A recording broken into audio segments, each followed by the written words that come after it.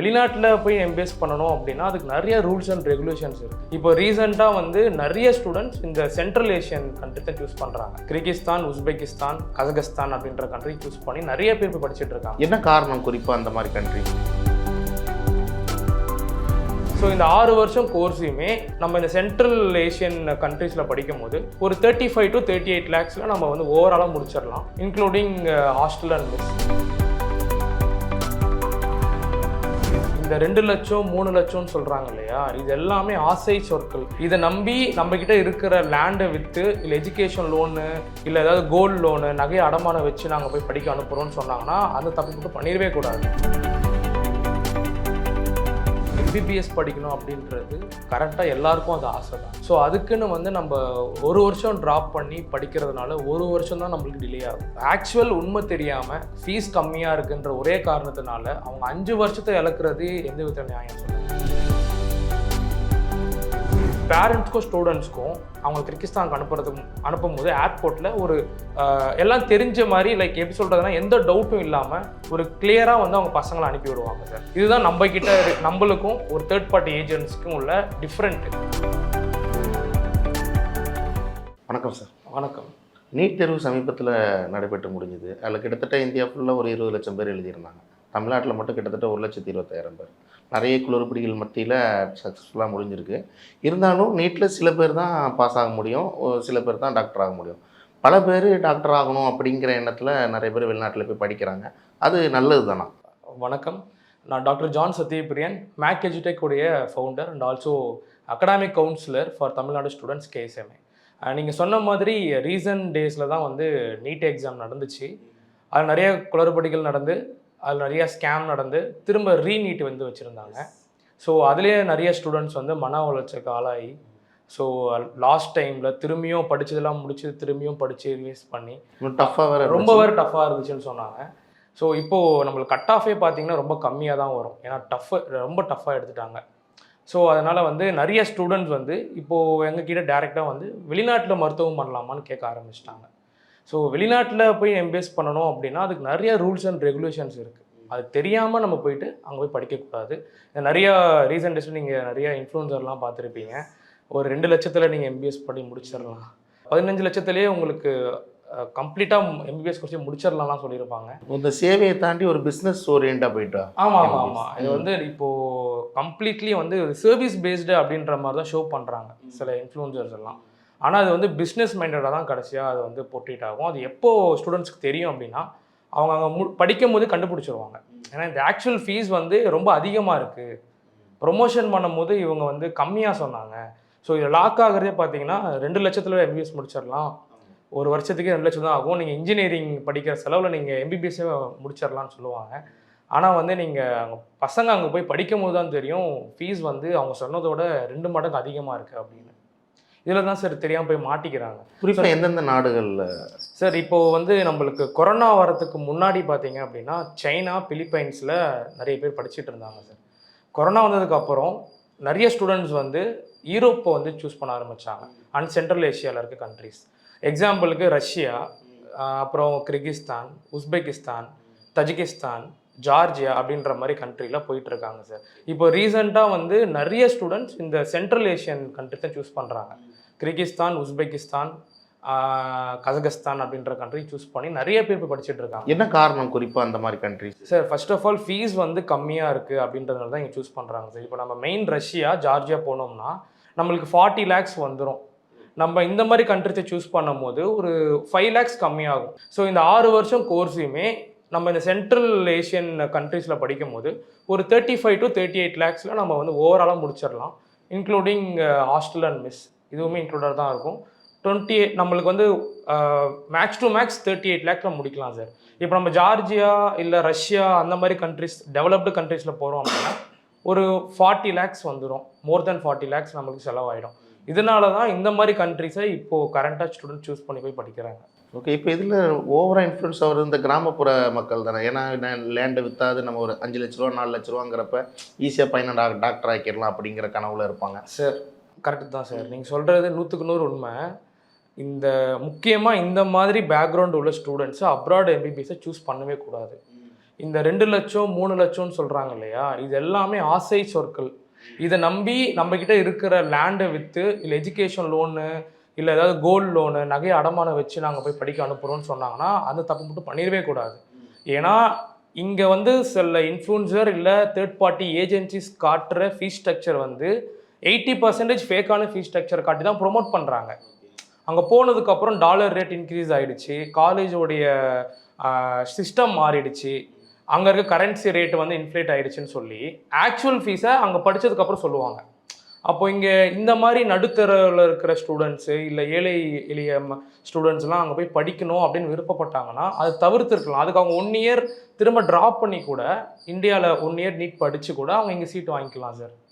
ஏன்னா அங்கே போயிட்டு கடைசியாக வந்து ஒழுங்கான படிக்கவும் முடியாமல் ஃபீஸும் ஒழுங்காக கட்ட முடியாமல் அவங்களுடைய வாழ்க்கை கேள்விக்குறி ஆகிறதுக்கு 1 வருஷம் இல்லை 2 வருஷம் ட்ராப் பண்ணி நல்லபடியாக அவங்க வந்து இந்தியாவிலே எம்பிபிஎஸ் பண்ணிக்கலாம். இதுதான் என்னுடைய அட்வைஸ்.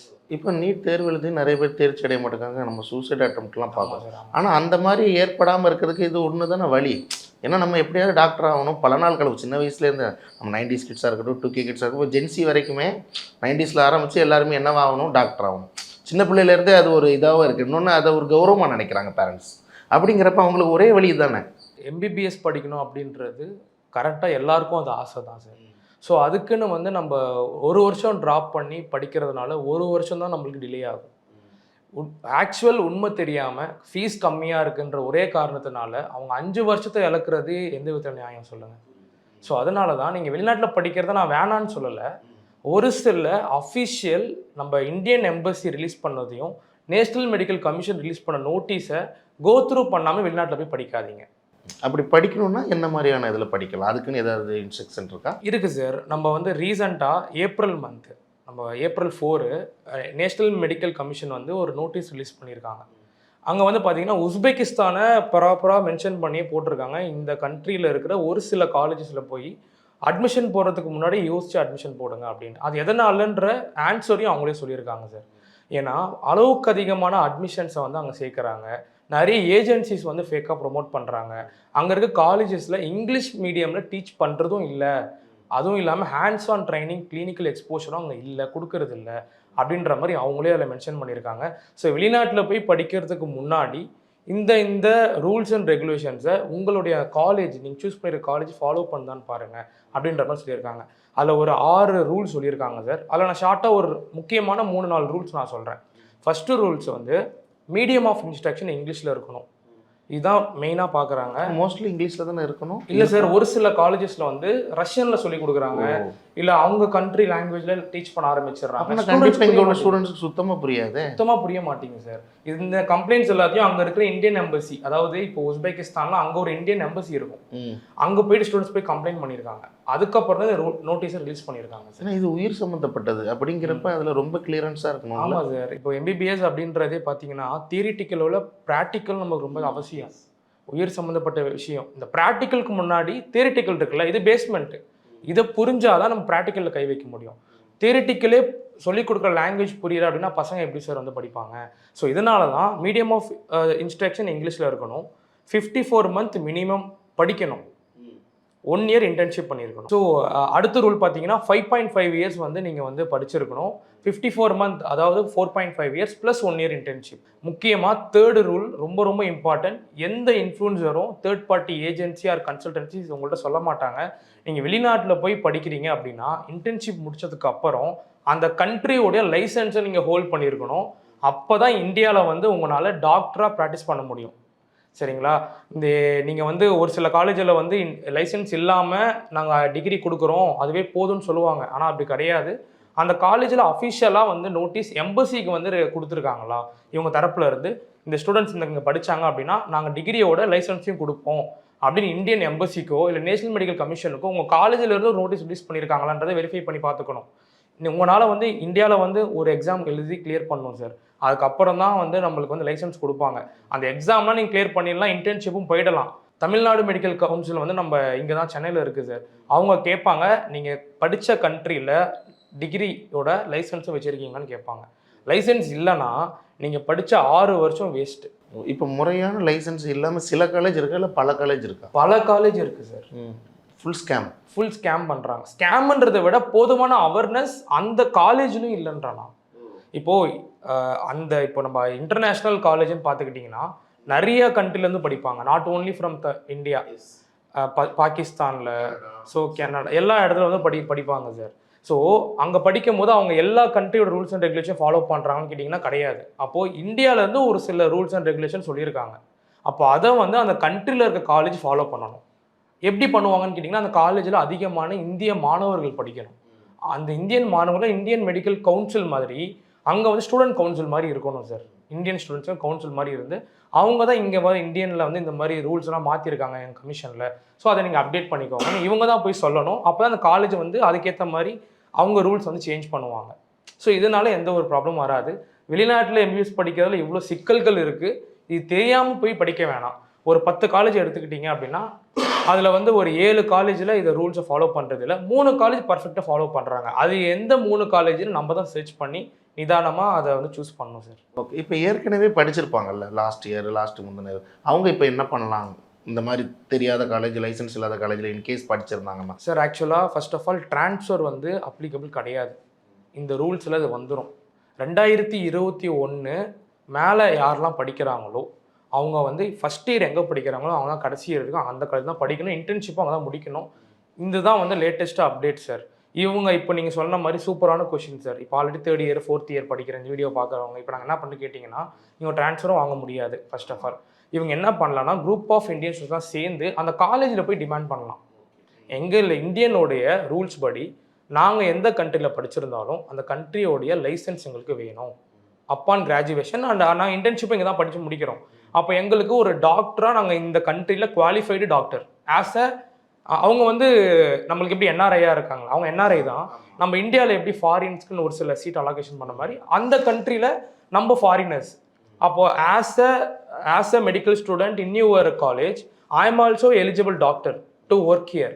அப்போது எனக்கு அந்த லைசன்ஸ் இங்கே கொடுக்கணும் அப்படின்னு இவங்க டிமாண்ட் பண்ணாங்கன்னா அஃப்கோர்ஸ் அவங்க கொடுத்து தான் சார் ஆகணும். ஸோ ஸ்டூடெண்ட்ஸ் எல்லாம் சேர்ந்து போய் அவங்க ப்ரொடெஸ்ட் பண்ணலாம், எனக்கு லைசன்ஸ் கொடுங்க அப்படின்னு பண்ணிவிட்டு அவங்க லைசன்ஸ் வாங்கிட்டு அவங்களுடைய ப்ராப்ளமை சால்வ் பண்ணிக்கலாம் சார்.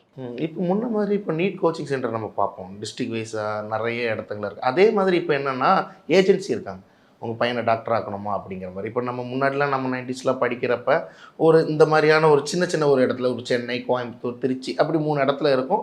அதில் ப்ராப்பராக நமக்கு ஒரு டெஸ்க்டாப் வச்சுருப்பாங்க, இது இந்த லிங்க் இருக்கும், இந்த ஆஃபீஸில் இருக்கும், இங்கே இப்படி ஃபுட் இருக்கும், இப்படி நமக்கு ஹாஸ்டல் ஃபெசிலிட்டிஸ் இருக்கும் அப்படின்னு. இப்போ வெறும் ஒரு சின்ன ஒரு துண்டு பேப்பரை வச்சுக்கிட்டு நீங்கள் டாக்டர் ஆகலாம் அப்படிங்கிறது இது என்ன மாதிரியான இது இருக்கும் சார்? ஆக்சுவலாக வந்து எம்பிபிஎஸ் இன் அப்ராட் அப்படின்றது வந்து நான் டிராஸ்டிக்கலாக பிஸ்னஸாக ஆகிடுச்சு சார். இப்போது நீங்கள் சொன்ன மாதிரி நீட் சென்டர் எவ்வளோ இருக்கோ அதை விட அதிகமாக எம்பிபிஎஸ் அப்ராட் கன்சல்டன்சிஸ் ஆஃபீஸ் இருக்குது.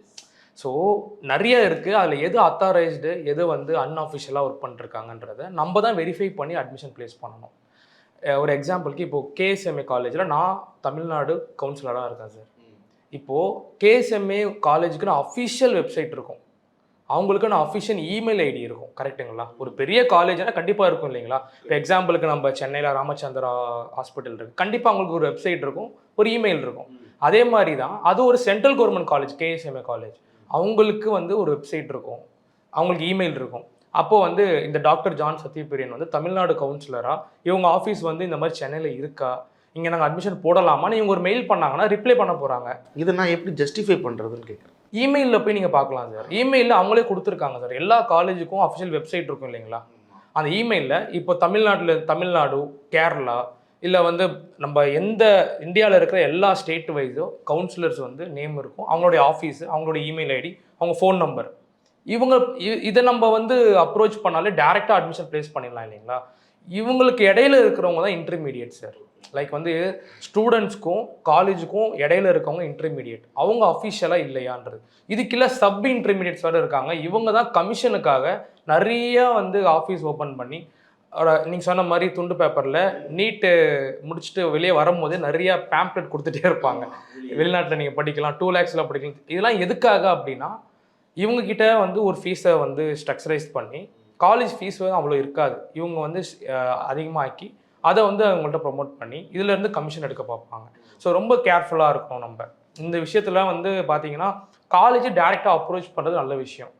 ஒரு தேர்ட் பார்ட்டி ஏஜென்சியோ ஒரு ப்ரைவேட் லிமிடெட் கம்பெனியோ ட்ரஸ்ட் பண்ணுறதுக்கு நம்ம ஏன் டேரெக்டாக காலேஜுக்கு அப்ரோச் பண்ணக்கூடாது? இப்போ கேஎஸ்எம்ஏ காலேஜ் வந்து பார்த்தீங்கன்னா, எங்கள் மூலியமாக அட்மிஷன் போடுறாங்கன்னா, அவங்களுக்கு ஒன்ஸ் கிர்கிஸ்தானுக்கு போகிறதுக்கு முன்னாடியே இங்கே ஒரு பெரிய மாஸ் ஈவெண்ட் நாங்கள் வந்து கண்டக்ட் பண்ணுவோம் sir. White coat ceremony, pre departure event. இதில் யார் பங்கு எடுத்துப்பாங்க அப்படின்னா, அந்த காலேஜில் இருக்கிற அஃபிஷியல் டீனு, காலேஜில் அஃபிஷியலாக ஒர்க் பண்ணுற ஸ்டாஃப்ஸ், இவங்க எல்லாருமே வந்துருவாங்க. இங்கேயே ஸ்டூடெண்ட்ஸ் அண்ட் ஸ்டாஃப்க்கு ரிலேஷன்ஷிப்பை நாங்கள் கிரியேட் பண்ணிவிடுவோம். பேரண்ட்ஸ் வந்து அந்த ஃபேஸ் டு ஃபேஸ் பார்ப்பாங்க, ஒரு சில கேள்விகள்லாம் கேட்பாங்க. அதுக்கு டேரெக்டாக காலேஜே ஆன்சர் பண்ணும். ஸோ நானே இன்டர்மீடியட்டாக இருக்க மாட்டேன்.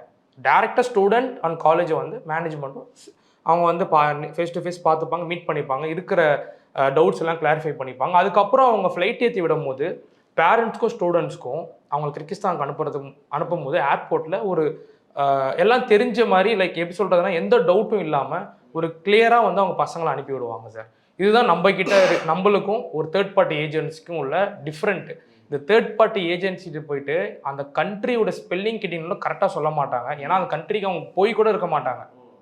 ஜஸ்ட் ஒரு தேர்ட் பார்ட்டி, ஒரு தேர்ட் மான் மார்க்கெட்டிங் மாதிரி தான் இது. அந்த கண்ட்ரி போய் விசிட் பண்ணியிருக்க மாட்டாங்க, அந்த காலேஜ் நேரில் பார்த்துருக்க மாட்டாங்க. அவங்களுக்கு வர இன்ஃபர்மேஷனை மட்டும் கேதர் பண்ணி ஸ்டூடெண்ட்ஸையும் பேரண்ட்ஸையும் பிரெயின் வாஷ் பண்ணி அங்கே வந்து அட்மிட் பண்ணிடுவாங்க சார். ஆஸ் எ எம்பிபிஎஸ் கிராஜுவேட்டாக அண்ட் ஆல்சோ தமிழ்நாடு கவுன்சிலராக ஸ்டூடெண்ட்ஸ்க்கு ஒரு 300 ஸ்டூடெண்ட்ஸ்க்கு மேலே நான் அட்மிஷன் ப்ளேஸ் பண்ணி ப்ராப்பர் கைடன்ஸ் நாங்கள் கொடுத்துட்ருக்கோம். நான் என்ன சொல்ல வரேன் அப்படின்னா, எந்த காலேஜ் வேணால் நீங்கள் சூஸ் பண்ணலாம், எந்த கண்ட்ரி வேணால் நீங்கள் சூஸ் பண்ணலாம்.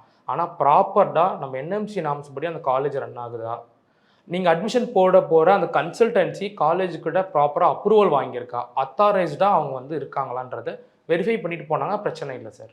இதில் அதிகமாக யார் பாதிக்கப்படும்? இந்த ஜென்சி ஸ்டூடெண்ட்ஸ் நிறையா ரொம்ப அதிகமாக பாதிக்கப்படுறாங்களா? இந்த மாதிரி ஒரு அவேர்னஸ் இல்லாமல் ஜாயின் பண்ணுறேன் சார். இல்லை சார், இப்போது இருக்கிற ஸ்டூடெண்ட்ஸை நான் அப்ரிஷியேட் பண்ணி ஆகணும் சார். ஜென்சி ஸ்டூடெண்ட்ஸ் அப்படின்னு வரையில் இவங்க ரொம்பவே வந்து அவேர்னஸ் ஃபுல்லாக இருக்காங்க சீரியஸாக. நாங்கள் 90s 2K இயர்லி கிட்ஸ்க்கெலாம் வந்து இந்த சோஷியல் மீடியா புதுசு.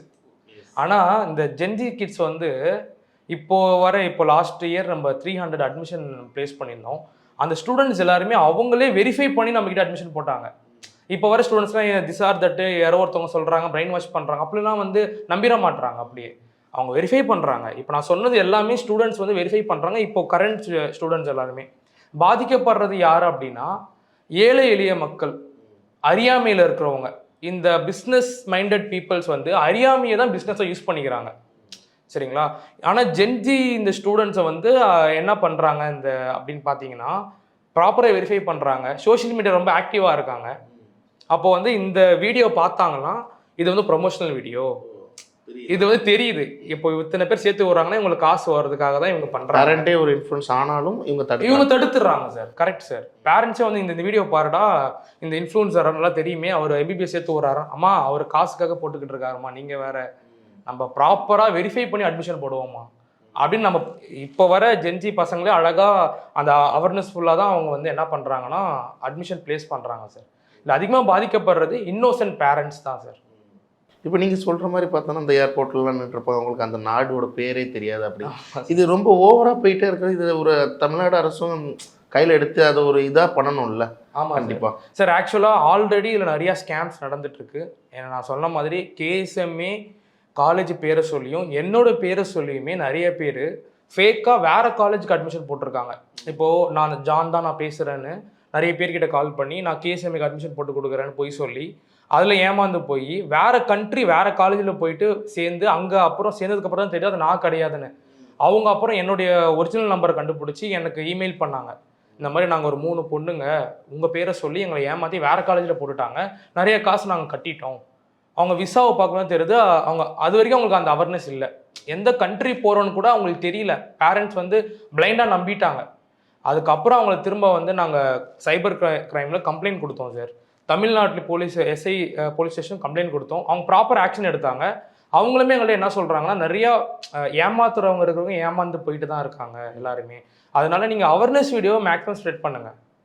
நம்ம முடிஞ்ச அளவுக்கு எவ்வளோ அவேர்னஸ் வீடியோ நம்ம ஸ்ப்ரெட் பண்ணுறோமோ அந்த அளவுக்கு வந்து மக்களும் வந்து கம்ப்ளைண்ட் பண்ண ஆரம்பிக்கிறாங்க. போலீஸ் ஸ்டேஷனில் சைபர் கிரைம் கம்ப்ளைண்ட்டு, கன்சியூமர் கோர்ட்டில், இல்லை காலேஜில், இந்தியன் எம்பசியில். இப்போ இந்த கம்ப்ளைண்ட்லாம் பண்ணுறதுனால தான் இது வந்து ஸ்டேட் கவர்மெண்ட்டில் இல்லை சார், சென்ட்ரல் கவர்மெண்ட்டில் தான் இருக்குது. இவ்வளோ கம்ப்ளைண்ட் ஸ்டூடெண்ட்ஸ் அண்ட் பேரண்ட்ஸ் பண்ணதுனால தான் அஃபிஷியலாக அவங்க நோட்டீஸ் விட்டுட்டாங்க சார். இந்த மாதிரி இனியும் யாராச்சும் இந்த மாதிரி ப்ராப்ளம் கிரியேட் பண்ணுறாங்க, ஏஜென்சியாக இருக்கட்டும் இல்லை சில இன்ஃப்ளூன்சராக இருக்கட்டும், இந்த மாதிரி ஃபேக்காக ப்ரொமோட் பண்ணுறாங்க அப்படின்னா டேரெக்டாக எங்கள்கிட்ட கம்ப்ளைண்ட் பண்ணுங்கன்னு அவங்களே வந்து அப்ரோச் பண்ணுறாங்க சார். கம்ப்ளைண்ட் பண்ணுறதுக்கும் ஆக்ஷனும் எடுக்கிறாங்க சார். ஓகே. இப்போ நம்ம எவ்வளோ அவேர்னஸ் கொடுத்தாலும் ஏமாறுறவங்க ஏமாந்துக்கிட்டு தான் இருப்பாங்க அப்படிங்கிறது இருக்குல்ல. அப்படிங்கிறப்ப இந்த தவறை பண்ணிடாதீங்க அப்படிங்கிற ஏதாவது டிப்ஸ் இருக்கா? சார் அதுதான் sir. First of all authenticity தான் சார். அவங்க அத்தாரைஸ்டாக இருக்காங்களா, அட்மிஷன் போடுறவங்க அத்தாரைஸ்டாக இருக்காங்களா, அந்த college rules and regulation follow பண்ணுதா, அங்கே ஆல்ரெடி படிக்கிறாங்க இல்லையா, அவங்கள்ட்ட முடிஞ்சால் கான்டாக்ட் எடுத்து பேசி பார்க்கணும். இப்போ ஒரு 4th இயர் 5th இயர் படிக்கிறாங்க சீனியர்ஸ்னால் அவங்க தான் ஆக்சுவல் உண்மையை சொல்லுவாங்க.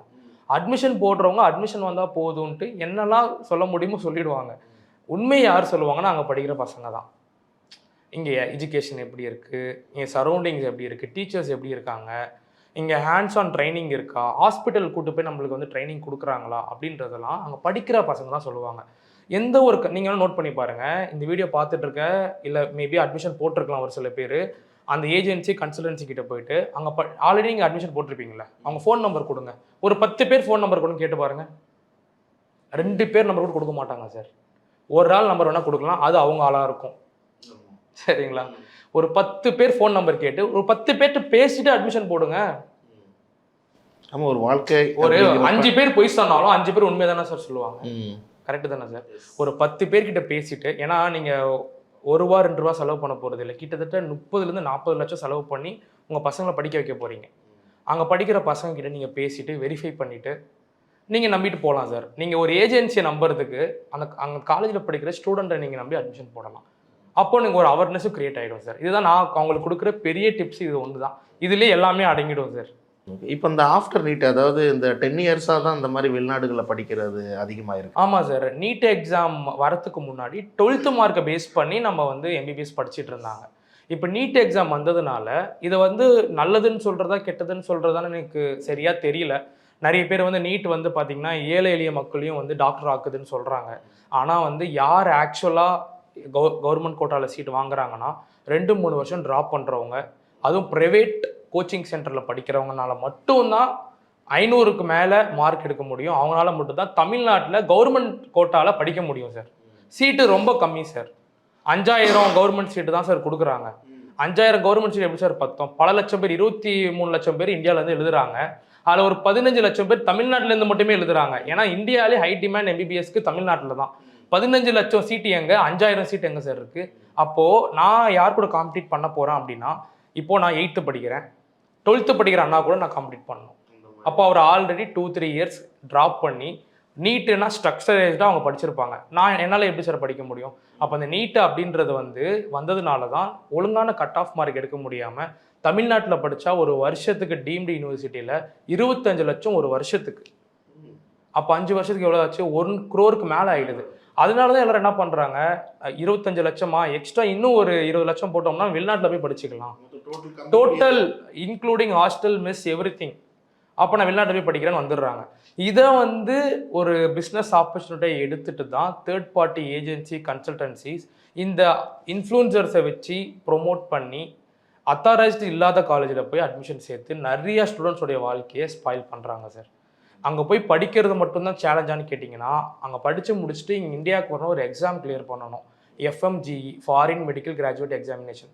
அது கிளியர் பண்ணுறதும் கஷ்டம் சார். ரீசன்ட் சென்சஸில் 100ல் 20 பேர் தான் பாஸ் பண்ணுறாங்க. இல்லைன்னா சர்வீஸ் பண்ண முடியாது. இந்தியாவில் பண்ண முடியாது. அவங்க ஊரில் அவங்க நாட்டில் பண்ணிக்கலாம் சார். எந்த நாட்டில் படிக்கிறாங்களோ அங்கே பண்ணிக்கலாம். ஆனால் எல்லாரும் இங்கே தான் வந்து ஒர்க் பண்ணணும்னு ஆசைப்படுவாங்க. இப்போ இந்த எக்ஸாம் கிளியர் பண்ணணும். எதனால் இந்த எக்ஸாம் கிளியர் பண்ண முடியல அப்படின்னா அதுக்கும் ஒரு காரணம் இருக்குது. படிக்கிற காலேஜஸில் ஒருவேளை எஜுகேஷன் குவாலிட்டி சரியில்லை அப்படின்னா, அவங்க எஜுகேட்டிங் குவாலிட்டி சரியில்லை அப்படின்னா அவங்களால FMG கிளியர் பண்ண முடியாது. தியரிட்டிக்கல் நாலேஜ் எவ்வளோ தெரியுதோ அதை விட டபுள் மடங்காக ப்ராக்டிக்கல் நாலேஜ் தெரியணும். இப்போ வர கொஷின்ஸ் எல்லாமே, நானும் ஒரு FMG கிராஜுவேட் தான் சார். எனக்கு கொஷின்ஸ்லாம் எப்படி இவங்க எடுக்கிறாங்கன்ற பார்க்கும்போது பிஜி லெவலுக்கு எடுக்கிறாங்க. நீட் பிஜி லெவலுக்கு ஒரு MBBS UG படிச்சிருந்த ஸ்டூடெண்ட்க்கு எப்படி எழுத முடியும் சொல்லுங்கள்? இப்போது ரீசெண்டாக இப்போது ஜூன் 2026 FMG எக்ஸாமில் வீடியோலாம் வருது. ஒரு ஒரு ஒரு குறிப்பிட்ட செகண்ட்க்கு வீடியோ வருது. அந்த வீடியோவை பார்த்துட்டு நாங்கள் வந்து ஆன்சர் பண்ணணும். ரொம்ப வந்து டஃப்பாக இருக்குது. பிஜி லெவலில் கூட இந்த மாதிரி வரதில்லை சார். அப்போ அந்த அளவுக்கு அவங்க பாஸ் பண்ணி வரணும்னா அப்போ எந்த அளவுக்கு எஜுகேஷன் ஸ்டாண்டர்ட் வந்து அந்த யூனிவர்சிட்டி டீச் பண்ணணும் சொல்லுங்கள். அப்போ இந்த மாதிரி எஃப்எம்ஜி எக்ஸாமுக்கெல்லாம் வந்து அந்த காலேஜ் டீச் பண்ணதான்னு வெரிஃபை பண்ணி பார்த்துக்கணும். ஓகே, இப்போ நம்ம இந்த சர்வீஸ் அப்படிங்கிறத நம்ம பார்க்குறோம்ல, இதில் பண்ண முடியாமல் போகிறவங்களும் இருக்காங்களா? இது வரைக்கும் பண்ணிட்டு இருக்காங்களா? இதுக்கு முன்னாடி உள்ள பேட்சில் டாக்டர்ஸ் வந்து இந்த மாதிரி சர்வீஸ் பண்ண ஆரம்பிச்சிட்டாங்களா வெளிநாட்டில் படித்தவங்க? நிறைய பேர் பண்ணிட்டு இருக்காங்க சார். சார் ஒரு ஒரு கிரேட்டஸ்ட் இன்ஃப்ளூன்சர் சார், அவர் பேர் டாக்டர் ஐசக் அப்பாஸ். இன்ஸ்டாகிராமில் தெரியாத பெரியவங்களே இல்லை, ஈவன் எங்கள் அம்மா அப்பா எல்லாருமே ஃபாலோ பண்ணுறாங்க. அவர் கிர்கிஸ்தானில் கிராஜுவேட் ஆன ஒரு எஃப்எம்ஜி சார். ஃபஸ்ட் அட்டம்ப்டில் எஃப்எம்ஜி கிளியர் பண்ணிவிட்டு இப்போ ஒரு இன்ஃப்ளூன்சராகவும் இருந்துட்டு டாக்டராகவும் சக்ஸஸ்ஃபுல்லாக இருக்கார். எஃப்எம்ஜி டாக்டர்ஸ் இன் தமிழ்நாடுன்னு நீங்கள் போட்டிங்கன்னா நிறைய தமிழ்நாடு டாக்டர்ஸை நீங்கள் இன்ஸ்டாகிராம்லேயே பார்க்கலாம். ஸோ அதனால் வந்து அங்கே படித்தாலும் ஒன்று தான், இங்கே படித்தாலும் ஒன்று தான்ன்ற மாதிரி ஆயிடுச்சு. ஏன்னு கேட்டிங்கன்னா ஆமாம் சார், எம்பிபிஎஸ் தான் சார். இப்போ டிகிரியில் எம்டின்னு இருக்கும், டாக்டர் ஆஃப் மெடிசன். அது நம்ம இங்கே எக்ஸாம் எழுதி கிளியர் பண்ணிவிட்டு தமிழ்நாடு மெடிக்கல் கவுன்சிலில் கன்வெர்ட் பண்ணும்போது எம்பிபிஎஸ்ஸாக தான் சார் அது வந்து ரிஃப்ளெக்ட் ஆகும். ஆனால் மோஸ்ட் ஆஃப் டாக்டர்ஸ் எம்டி படிக்கிறது வெளிநாட்டில் தான் போய் படிக்கிறாங்கல்ல. அது வந்து டாக்டர், அது வந்து பார்த்தீங்கன்னா எம்டின்றது வந்து அது 2 விதமாக பிரிக்கலாம் சார். ஒரு எம்டி வந்து பிஜியில் பண்ணுவாங்க, இன்னொரு எம்டின்றது வந்து நம்ம பேசிக்காக ஜென்ரல் ஃபிசிஷியனுக்கு எம்டின்னு தான் அப்ராடில் கொடுப்பாங்க. யூகே யூஎஸ்எல்லாம் போயிட்டு இங்கே படித்தவங்க எம்டி போய் படிக்க போவாங்க சார். இப்போது வந்து நான் இப்போ உங்கள்ட்ட ஒரு எக்ஸாம் ஒரு இன்னொரு குட் நியூஸ் சொல்லட்டுங்களா உங்களுக்கு எஃப்எம்ஜிக்கு. இப்போ இந்த எஃப்எம்ஜியும் ஒரு எக்ஸாம் சொல்லியிருந்தேன் இல்லையா, இது ஒன்று தான் டிஃப்ரெண்ட் இந்தியாவில் படிக்கிறவங்களுக்கும் வெளிநாட்டில் படிக்கிறவங்களுக்கும். இப்போ என்எம்சி வந்து என்ன சொல்கிறாங்கன்னா, என்டிஏ இருக்குல்ல, இப்போ நீட் எக்ஸாம் கனெக்ட் பண்ணிட்டு இருக்காங்களா, இவங்க வந்து என்ன சொல்லியிருக்காங்க அப்படின்னா, அப்கமிங் இயர்ஸில் நெக்ஸ்ட்டுன்னு சொல்லிட்டு ஒரு எக்ஸாம் வந்து விட போகிறாங்க. அந்த நெக்ஸ்ட் எக்ஸாம் வந்து பார்த்தீங்கன்னா both common for both Indian medical graduates and foreign medical graduate. இந்தியாவில் எம்பிபிஎஸ் படித்தாலும் அந்த எக்ஸாம் எழுதி தான் இந்தியா லைசன்ஸ் வாங்க முடியும். வெளிநாட்டில் படித்தாலும் அந்த எக்ஸாம் எழுதினா தான் லைசன்ஸ் வாங்க முடியும். ஸோ இந்த எஃப்எம்ஜி எக்ஸாமை கேன்சல் பண்ணிடுவாங்க, which is going to replaced by இந்த நெக்ஸ்ட் எக்ஸாம். அப்போது இந்தியாவில் நான் 1 கோடி படித்து எம்பிபிஎஸ் ஆகிறதுக்கு நான் ஒரு 30-40 லட்சத்துலேயே எம்பிபிஎஸ் வெளிநாட்டில் படிச்சுட்டு அதே எக்ஸாம் கிளியர் பண்ணிட போகிறேன். ஏன்னா டாமினன்சி ரொம்ப அதிகமாக இருக்குது, முக்கியமாக இந்த எஃப்எம்ஜிக்கு. நீ வெளிநாட்டு தானே படிச்சுட்டு வந்த, நான் இந்தியாவில் சீட்டு வாங்கி நான் படிச்சுட்டு வந்திருக்கேன், நான் 1 கோடி செலவு பண்ணியிருக்கேன், இல்லை நான் 2-3 இயர்ஸ் ட்ராப் பண்ணி நான் என்ன பண்ணி இந்தியா கவர்மெண்ட் காலேஜில் படிச்சுட்டு வந்திருக்கேன், நீ வெளிநாட்டில் போயிட்டு படிச்சுட்டு வந்திருக்கேன்னு இந்த இன்டர்ன்ஷிப் ஸ்கூல்லேயே நிறைய இந்த எஃப்எம்ஜியை டாமினேட் பண்ணுற கேசஸ் நிறையாவே இருக்குது. ஓகே, அப்போ நீங்கள் வெளிநாட்டில் படிக்கிறது தவறுன்னுலாம் சொல்ல வரல, ஆனால் கரெக்டாக சூஸ் பண்ணி படிக்கலாம். அதுலேயும் பெட்டர் ஃபியூச்சர் இருக்குங்கிறீங்க? ஆமாம் சார், நல்லாவே ஃபியூச்சர் இருக்குது சார். ஆனால் பார்த்து கரெக்டான, இது வந்து எப்படின்னா ஒரு புகழ்த்தமான ஒரு கஷ்டமான ஒரு விஷயம்தான். நீங்கள் ஆனால் கரெக்டான பாதியை சூஸ் பண்ணி கரெக்டான காலேஜில் படிச்சிங்க அப்படின்னா ஃபஸ்ட் இயர்லேருந்தே இந்த எஃப்எம்ஜி ஆர் நெக்ஸ்ட் எக்ஸாமுக்கு நீங்கள் கோச்சிங் கொடுக்குற காலேஜில் படிச்சிங்க அப்படின்னா உங்களால் ஃபஸ்ட் அட்டம்ப்டில் எஃப்எம்ஜி கிளியர் பண்ணிட முடியும். அப்போ நீங்கள் இந்தியா லைசன்ஸ் வாங்கிடுவீங்க, எந்த பிரச்சனையும் இருக்காது. இந்தியாவில் என்ன ஒரு மருத்துவருக்கு கொடுக்குற மரியாதையோ அதே மாதிரியே தான் அவங்களும் கொடுக்க போகிறாங்க. அட்லாஸ்ட் நீ எந்த காலேஜில் எம்எம்சியில் படிச்சியா இல்லை கேஎஸ்எம்எல்ல படித்தான்னு கேட்க போகிறது இல்லை சார். இந்த எக்ஸாமை கிளியர் பண்ணிங்களா, இந்த நெக்ஸ்ட் எக்ஸாமை கிளியர் பண்ணிங்களா, இதுதான் சார் கொஸ்டினாக இருக்கும். ஓகே, இறுதியாக இப்போ நான் இந்த நாட்டில் படிக்கலாம்ப்பா, இந்த காலேஜில் படித்தா பெட்டர் ஃபியூச்சர் இருக்குது அப்படின்னு ஏதாவது? சார் இப்போதைக்கு நிறைய காலேஜஸ் இருக்குது சார், நிறைய காலேஜ் அண்டர் ரேட்டடாக இருக்குது. பர்சனலாக நான் லைவாக பார்த்து பசங்க படித்து ஃபஸ்ட் அட்டம்ப்டில் நிறைய கிளியர் பண்ணி இப்போ இந்தியாவில் சக்ஸஸ்ஃபுல்லாக டாக்டராக எங்கே இருக்காங்க, எங்கே படித்தவங்க இருக்காங்கன்னு கேட்டிங்கன்னா கேஎஸ்எம்ஏல தான் சார் சொல்லுவேன். Kyrgyz state medical academy. அங்கே தான் நானும் தமிழ்நாடு கவுன்சிலராக ஒர்க் பண்ணிகிட்டு இருக்கேன் சார். நானும் அங்கே தான் கிராஜுவேட் ஆனேன். நானும் ஒரு எம்பிபிஎஸ் எஃப்எம்ஜி கிராஜுவேட் தான். அதனால் அந்த காலேஜ் ஒரு அத்தன்டிக்கான காலேஜ். அதை தவிர்த்து ஐஎஸ்எம் காலேஜை சொல்லுவோம் சார். இது ரெண்டுமே பார்த்தீங்கன்னா டைஅப்டு யூனிவர்சிட்டிஸ் தான். ஐஎஸ்எம்ன்றது ப்ரைவேட்டு, கேஎஸ்எம்ன்றது கவர்மெண்ட் சார். ரொம்ப பெரிய டிஃப்ரென்ஸ்லாம் கிடையாது. இதை தவிர்த்து ஒரு 20 காலேஜ் இருக்குது கிர்கிஸ்தானில் மட்டும். எந்த காலேஜுமே நான் ரெக்கமெண்ட் பண்ண மாட்டேன் சார். எந்த காலேஜ் சார்? இந்த 2 காலேஜில் இப்போ நம்ம கிளைமேட் ப்ராப்ளம் இருக்கும், ஆமாம், ஸ்டூடெண்ட்ஸுக்கு ஃபுட்டு அந்த மாதிரி ஃபெசிலிட்டிஸ் எல்லாமே இருக்குன்றீங்களா? எல்லாமே இருக்கும் சார். ஏன்னா நீங்களும் படிச்சுட்டு வந்ததுனால. நானும் படிச்சுட்டு வந்திருக்கேன். அண்ட் ஆல்சோ நீங்களே சொல்லுங்களேன், தோராயமாக எத்தனை பேர் அந்த கண்ட்ரியில் நம்ம இந்தியாவிலேருந்து போய் படிக்கிறாங்கன்னு நினைக்கிறீங்க? 10,000க்கு மேற்பட்ட இந்திய மாணவர்கள் கிர்கிஸ்தானில் படிச்சுட்டு இருக்காங்க கரண்ட் சென்சஸ் படி. தமிழ்நாட்டிலேருந்து பார்த்தீங்கன்னா வருஷம் குறைஞ்சது 1000 பேர் போய் படிச்சுட்டு இருக்காங்க. அப்படி வரையில் கண்டிப்பாக சாப்பாடாக இருக்கட்டும், கண்டிப்பாக நம்ம ஊர் ஸ்டைலில் நிறைய காலேஜஸ் ப்ரொவைட் பண்ணுறாங்க சார். சவுத் இந்தியன் ஸ்டைல்லையுமே நிறைய காலேஜஸ் ப்ரொவைட் பண்ணுறாங்க. நம்ம கேஎஸ்எம்ஏன்னு பார்த்தீங்கன்னா சவுத் இந்தியன் செஃப் தான் இருக்காங்க. ஃபுட்டு சவுத் இந்தியன் ஸ்டைல்லையுமே கொடுக்குறாங்க. மற்றபடி பார்த்தீங்கன்னா இந்த கிளைமேட் பற்றி கேட்டிருந்தீங்க இல்லையா, இது வந்து பார்த்தீங்கன்னா நம்மளுக்கு வந்து இது ரஷ்யன் பேஸ்டு கண்ட்ரி, கொஞ்சம் நார்த்தில் இருக்கிறதுனால ஜம்மு காஷ்மீருக்குலாம் கொஞ்சம் மேலே இருக்கும் கிர்கிஸ்தான். கண்டிப்பாக ஸ்னோ சீசன் வரும் சார். அந்த டைமில் வந்து ஸ்னோ ஜாக்கெட்ஸ் வேர் பண்ணிக்கிட்டு நம்ம வெளியே போகிறோம் அப்படின்னா, கிளாஸ் ரூம்ஸ்லலாம் பார்த்தீங்கன்னா இப்படி இந்தியாவில் ஃபேன்லாம் இருக்க மாதிரி அங்கே வந்து ஹீட்டர்ஸ் இருக்கும் சார். ஏசி கிடையாது, ஹீட்டர் மாதிரி இருக்கும். அந்த ஹீட்டர் வந்து எப்பயுமே எல்லா கிளாஸ் ரூமில் இருக்கும், நம்ம ஸ்டே பண்ணியிருக்க ஹாஸ்டல்ஸில் இருக்கும். ரொம்ப நம்மளுக்கு வந்து உடம்ப வந்து வார்மாக தான் வச்சுக்குமே தவிர ரொம்ப நம்மளுக்கு வந்து ப்ராப்ளம் ஆகுது. ஊட்டி கொடைக்கானலில் ஒருத்தவங்கனால இருந்து சர்வை பண்ண முடியும் அப்படின்னா கிர்கிஸ்தான்லேருந்து சர்வை பண்ணிக்கலாம் சார். ஒரு குவாலிஃபைடான டாக்டர்ஸால தான் டீச் பண்ணப்படுதா அங்கே எல்லாமே? இல்லை, ஆமாம் சார். இப்போது கேஎஸ்எம்ஏ நான் கேஎஸ்எம்ஏ காலேஜ் பற்றி உங்கள்கிட்ட சொல்கிறேன். எங்கள் காலேஜ் எப்படி அப்படின்னா, அங்கே உங்களுக்கு வந்து கோர்ஸ் வந்து யூனிவர்சிட்டி சைடில் கோர்ஸை வந்து ஃபேக்கல்ட்டிஸ் வந்து டீச் பண்ணுவாங்க, எம்பிபிஎஸ் கோர்ஸ்க்கான ஃபேக்கல்ட்டிஸ். அதே மாதிரி சைமல்டேனியஸாக இந்தியனில் ஒர்க் பண்ணுற ப்ரொஃபஸர்ஸ் இருக்காங்க இல்லையா, அவங்களும் வந்து டீச் பண்ணுவாங்க சார். இப்போ ஃபஸ்ட் இயர் செகண்ட் இயரில் எப்பயாவது வந்து டீச் பண்ணுவாங்க. Third year to fifth year கம்ப்ளீட்டாக வந்து இவங்களுக்கு இந்தியன் ப்ரொஃபஸர்ஸ் தான் வந்து டீச் பண்ண ஆரம்பிப்பாங்க. அதனாலேயே அவங்களுக்கு இந்த எக்ஸாமை கிளியர் பண்ணவும் ஈஸியாக இருக்கும் சார். இந்த மாதிரி வெளிநாடுகளில் படிக்கிற ஸ்டூடெண்ட்ஸ் நீங்களும் அங்கேயே படிச்சுட்டு வந்திருக்கீங்கன்றீங்க. ஒரு மென்டல் ஸ்ட்ரெச்சர், ஒரு மென்டலாக ஒரு அஃபெக்ட் ஆகலாம். ஏன்னா ஃபேமிலி பிரிஞ்சு இருக்கிறோம், ஆல்ரெடி ஸ்ட்ரெஸ் இருக்கும் படிப்பில், ஏன்னா ரொம்ப டஃப்பான எம்பிபிஎஸ்ங்கிறது. அதை எப்படி மேனேஜ் பண்ணுறீங்க சார்? ஆக்சுவலாக வந்து நம்ம ஒரு கம்ஃபர்டபுள் ஜோனில் இருந்தோம்னா நம்ம க்ரோ ஆகலைன்னு தான் அர்த்தம். ஒருத்தவங்க எம்பிபிஎஸ் படிச்சுட்டு வரணும் அப்படின்னா, ஈவன் அவன் வந்து சென்னையில் இருக்கான், அவன் வந்து மதுரைக்கு போய் சர்வை பண்ணாலும் கஷ்டம் தான் சார். கரெக்டுங்களா? அப்போ அவங்க வேறு கண்ட்ரிக்கு போகிறாங்கன்னா கண்டிப்பாக அது ரொம்ப மென்டல் ஸ்ட்ரெஸ் ஆகும் தான், ஹோம்சிக் வரும் தான். ஆனால் ஒருத்தனுடைய குறிக்கோள் நான் எம்பிபிஎஸ் டாக்டர் ஆகி எங்கள் ஊரில் நான் ஒரு கிளினிக் வச்சு எங்கள் அம்மா அப்பாவுக்கு பெருமையை சேர்த்து கொடுப்பேன்னு அவன் நினச்சிட்டானா இது அவனுக்கு மென்டல் ஸ்ட்ரெஸ் ஆகாது, எந்த ஹோம்சிக்கும் வராது. அவனுடைய இலக்கு பார்த்தீங்கன்னா எம்பிபிஎஸ் ஆகி டாக்டர் ஆகணும் அப்படின்ற இலக்கு இருக்கு இல்லையா, இறந்து போகிறது முட்டாள்தனம் சார். நீட்டில் வந்து எனக்கு பாஸ் மார்க் கிடைக்கல, எனக்கு கட் ஆஃப் மார்க் கிடைக்கல, இறந்து போகிறது முட்டாள்தனம். உயிரை கொடுக்கறது முட்டாள்தனம். உயிரை கொடுத்தாச்சு நான் படித்து எம்பிபிஎஸ் ஆகிடுவேன் அப்படின்றது தான் புத்திசாலித்தனம். அதனால் இந்த விஷயத்த அவங்க பார்க்கும்போது இந்த ஹோம் ஸ்ட்ரெஸ்ஸு இதெல்லாம் வந்து பெருசாக அவங்கள அஃபெக்ட் பண்ணாது. அவங்களுடைய குறிக்கோள் நான் டாக்டர் ஆகணும், எம்பிபிஎஸ் ஆகணும், அம்மா அப்பாவுக்கு பெருமையை சேர்த்து கொடுக்கணும், என்னுடைய லட்சியத்தை நான் அடையணும் அப்படின்றவனுக்கு இது பெரிய ப்ராப்ளமாக இருக்காது. எங்கேனாலும் போய் படிச்சுட்டு வந்துடுவான்.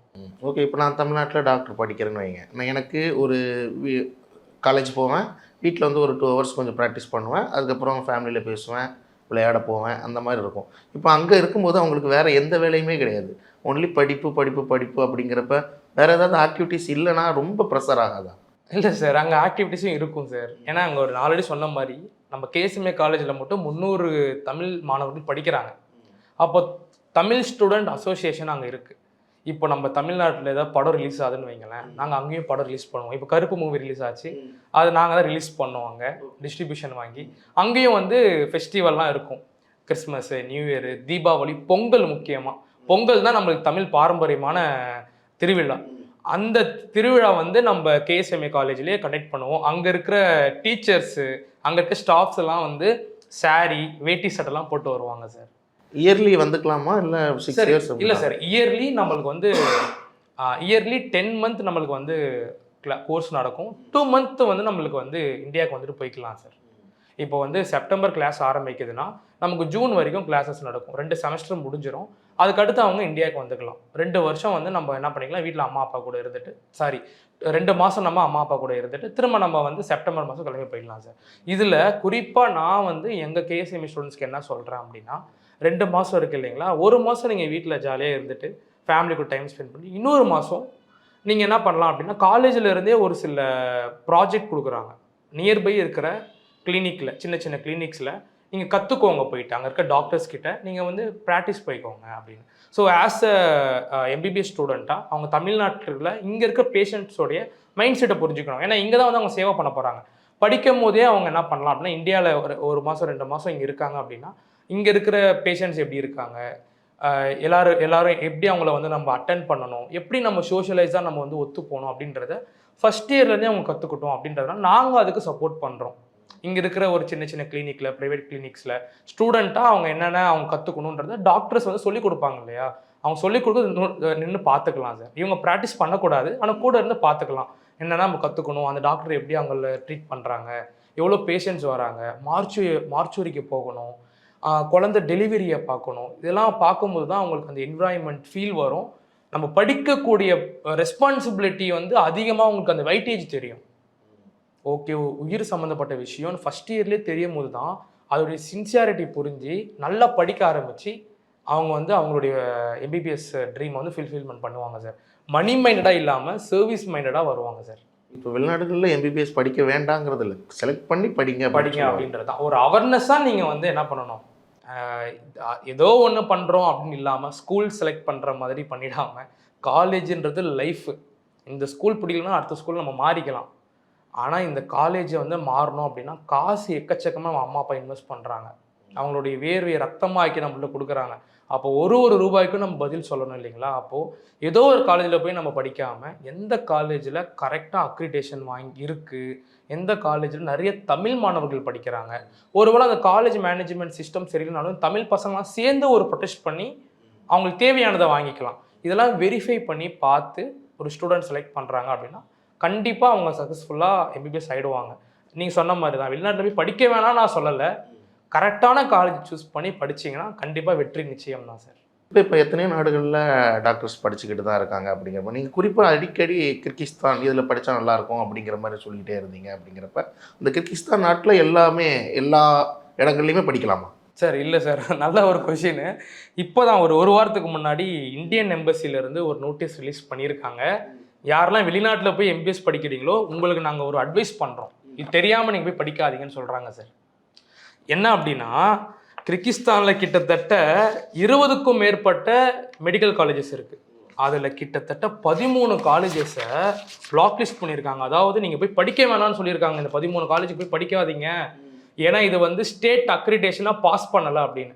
யார் சொல்கிறது? இந்தியன் எம்பசி, நம்ம இந்தியன் கவர்மெண்ட்டு. ஏன் அப்படின்னா ஸ்டேட் அக்ரிடேஷன்னா ஒரு கண்ட்ரிலையும் இந்த காலேஜ் வந்து மெடிக்கல் காலேஜ் வந்து அக்ரிகேட்டடாக இருக்கா, அதாவது அங்கே குவாலிட்டி எஜுகேஷன் ப்ரொவைட் பண்ணுறாங்களா, அங்கே படிக்கிற மாணவர்களுக்கு ஹேண்ட்ஸ் ஆன் ட்ரைனிங் கொடுக்குறாங்களா அப்படின்றத பார்ப்பாங்க சார். இப்போ இந்த விஷயம்லாம் இப்போ யோசிச்சு பாருங்கள், கிராமங்களில் டாக்டராக படிக்கிறவங்க, இந்த ஓலை முனைகிறவங்க, விவசாயம் பண்ணுறவங்க, அவங்களுக்கு இது எப்படி தெரியும் சார்? ரொம்ப ஷாக்கிங்காக இருக்கும் சார். ஏன்னா இந்த காலேஜ் எதுவுமே வந்து என்எம்சி நாம்ஸை வந்து ஃபாலோ பண்ணல.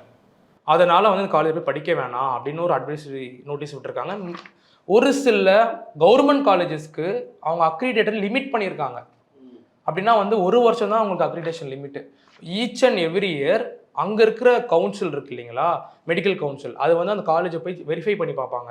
பசங்கள்கிட்ட விசாரித்து பார்ப்பாங்க, அவங்க காலேஜில் டீச்சிங்லாம் எப்படி இருக்குது, கரப்ஷன் இருக்கா, காசு வாங்கிட்டு பாஸ் மார்க் போடுறாங்களா, இதெல்லாம் பார்ப்பாங்க. பசங்க ரிவ்யூ வச்சு ப்ளஸ் அங்கே இருக்க சிஸ்டம்ஸை ரிவ்யூ பண்ணி சிசிடிவி ஃபுட்டேஜ் ஃபுல்லாக பார்த்து எங்கேயாவது காசு வாங்குறாங்களா இல்லை எஜுகேஷன் சிஸ்டம் புவராக இருக்கான்னு பார்த்துட்டு அக்ரிடேஷனை ஃபைல் பண்ணிவிடுவாங்க சார். நல்லா இருந்தால் பாஸ் கொடுப்பாங்க, இல்லை ஃபைல் பண்ணிவிடுவாங்க. இதில் ஒரு சில கவர்மெண்ட் ரொம்ப ஷாக்கிங்கான விஷயம், நீங்கள் சொன்னீங்கல்ல அடிக்கடி இந்த இன்ஃப்ளூயன்சர் ப்ரொமோட் பண்ணிகிட்டு இருந்தாங்க. ஒரு 2-3 காலேஜ் ரிப்பீட்டடாக ப்ரொமோட் பண்ணிட்டே இருப்பாங்க. அது எந்த காலேஜுன்னு பார்க்குற மாணவர்களுக்கும் பார்க்குற ஆடியன்ஸுக்குமே தெரியும். அந்த பேர் சொல்ல நான் விருப்பம் இல்லை. அந்த காலேஜஸ்மே லிஸ்டட் ஆகிருக்கு. அந்த காலேஜ் பார்த்தீங்கன்னா 1 வருஷம் தான் அக்ரிடேஷன் கொடுத்துருக்காங்க. அப்போனா இப்போ 5 வருஷம் படிக்கிறதுல இப்போ நான் வந்து நீட் எக்ஸாம் பாஸ் பண்ண ஒரு சின்ன பையன், 18 வயசு பையன், இந்த 1 வருஷம் அக்ரிடேஷன் கொடுத்துருக்க காலேஜில் போய் இப்போ நான் படிக்கணும்னு வச்சுக்கோங்க. ஏன்னா எத்தனை வருஷம் நாங்கள் படிக்கணும்? 6 வருஷம் நான் படிக்கணும், கரெக்டுங்களா? இப்போ நான் செகண்ட் இயர் பாஸ் பண்ணும்போது அக்ரிடேஷன் ஃபெயில் ஆகிடுச்சு இந்த காலேஜ்னா என்னோட டிகிரி வேலிட் இல்லை சார். அதனால் இந்த காலேஜஸ்க்கெலாம் படிக்கிறதுக்கு முன்னாடி உங்கள் ரிஸ்க்கோட போய் இப்போ ரிஸ்க்கு தான் இதில் படிக்கிற ரிஸ்க்கு. இன்னும் ஒரு சில காலேஜஸ்க்கு 6 வருஷம் தான் அக்ரிடேஷன் கொடுத்துருக்காங்க. எய்தர் கடவுள்கிட்ட கொடுத்துட்டு 6 வருஷம் இந்த அக்ரிடேஷன் இருந்தால் நான் படிக்கிறேன் அப்படின்னு கண்மூடித்தனமாக போய் படிக்கிறதுனா படிக்கலாம். இந்த மாதிரி காலேஜஸில் எந்தெந்த காலேஜுக்கு அக்ரிடேஷன் இல்லைன்னும் கொடுத்துருக்காங்க சார்.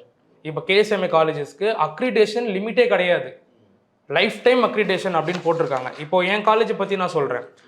ஃபஸ்ட்டு இதில் பார்த்தீங்கன்னா ஃபஸ்ட்டு பேஜிலே advisory for Indian students aspiring to study medicines in Kyrgyzstan, June மாதம் 8ஆம் தேதி போன மாதம் தான் விட்டுருக்காங்க.